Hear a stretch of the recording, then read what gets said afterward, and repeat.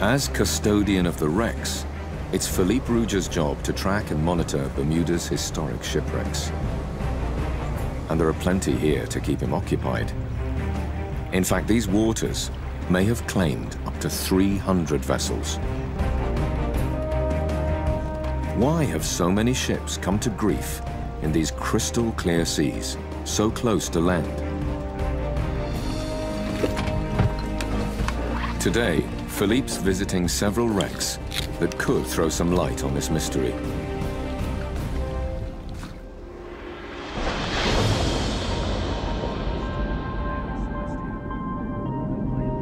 First, the Mary Celestia, an iron-hulled steamship carrying supplies in the American Civil War.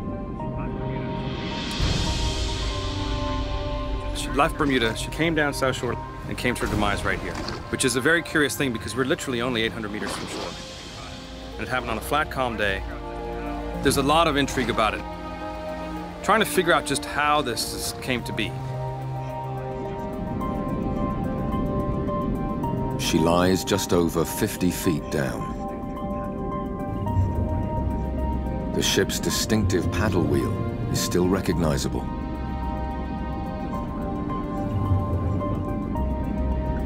Just around the coast, there's another wreck, the Constellation. And slightly further, yet another, the Montana. In fact, according to Philippe's records, now, there are wrecks why completely would these boats sink in these locations? Could there be another reason other than this mysterious Bermuda Triangle that throws off people's navigation that has become this scary myth? Could it be the reef? Could it be sandbars? So I want to thank Level Earth Observer for pointing this out. You do a great job, and just wanted to make that point. But here's National Geographic. The National Geographic is bought and paid for and owned by the propaganda agents, and I want to bring this up because they talk about the Bermuda Triangle and say it's this scary place that the airplanes and ships should stay out of because of the navigation issues, and you might die if you go out there, right? So let's take a look at the details of why they would do this, because it's all propaganda. Okay, let's start off with the first rocket launch from Cape Canaveral. The first rocket launch was July 1950. Okay, and Cape Canaveral is on the east coast of Florida, right along the Atlantic Ocean there. And the first rocket launch was the V2 rocket. Now, if you're familiar with the V2, this all goes into the fake space propaganda. And let's look at the V2 real quick to kind of put this all together.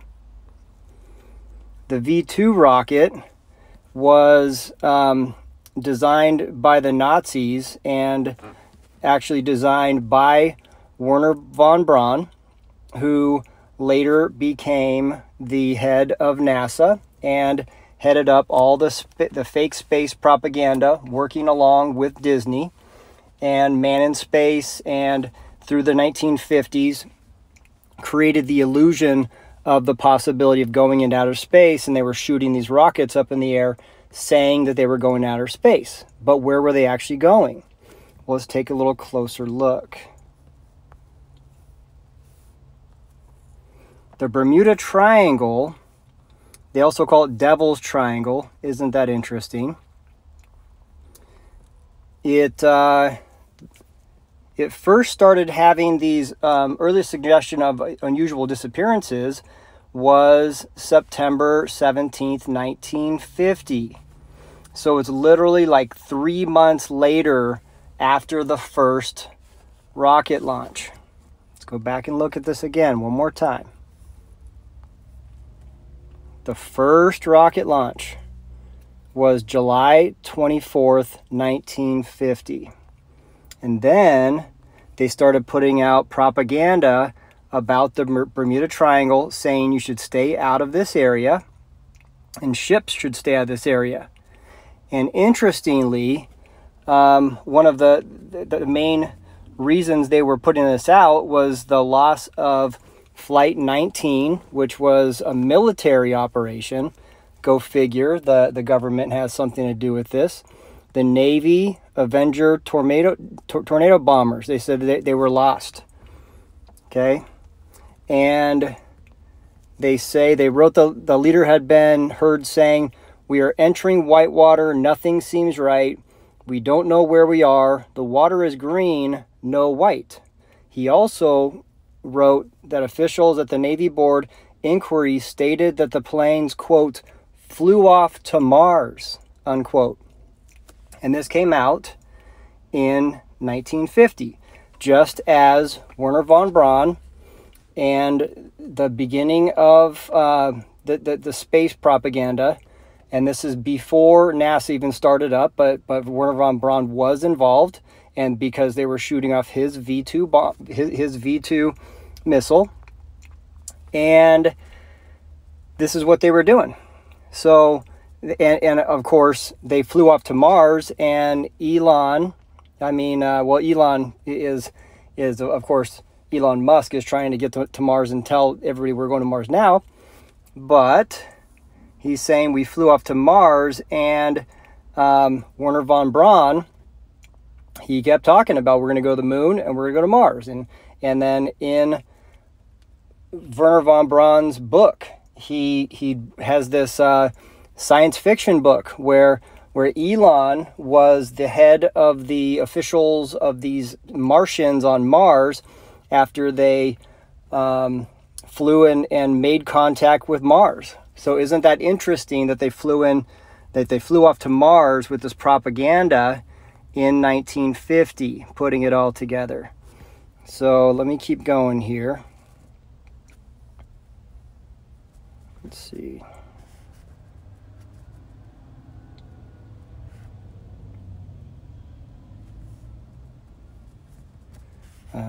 Hang on. Okay, so let's see the Bermuda Triangle itself. Here's the location. And isn't that interesting that that is exactly the direction from Cape Canaveral that they fly off and they shoot the rockets. So they shoot them up in the air and they go over the ocean, and you can see them arc. It's very clear. Every single rocket launch, you can see them go up, they arc over, and they fall back down in the ocean. So wouldn't it be important to have some propaganda to show the Bermuda Triangle is a scary place that you need to stay out of? Because wouldn't that be a problem if you had ships constantly sailing around, because that's a really nice area to go sailing between the Caribbean and Bermuda and all that, and that the sailors are constantly saying that there's space rockets flying and landing in the ocean when they're actually supposed to be flying into outer space. And let's see more of the propaganda. This is right here in Britannica. And what do we have here? This is through the BBC, which is also propaganda agent. And this is talking about a documentary about alien and UFO in the Bermuda Triangle, explored in Netflix documentary.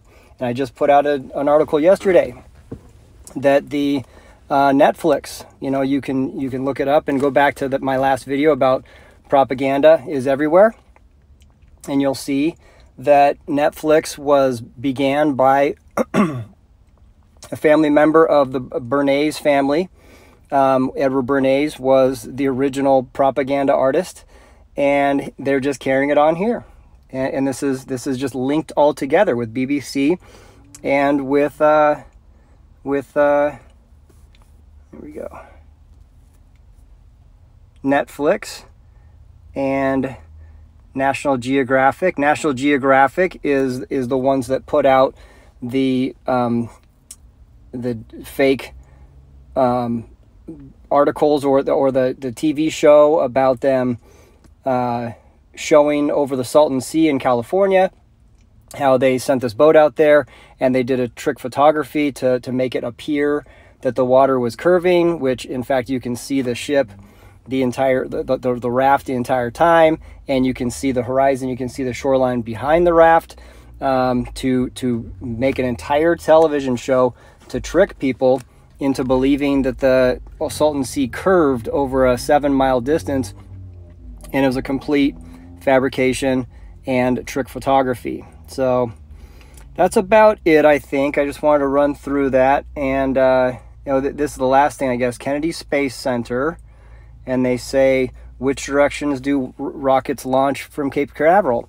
Well, NASA takes advantage of Earth's natural rotation by launching toward the east from Cape Canaveral.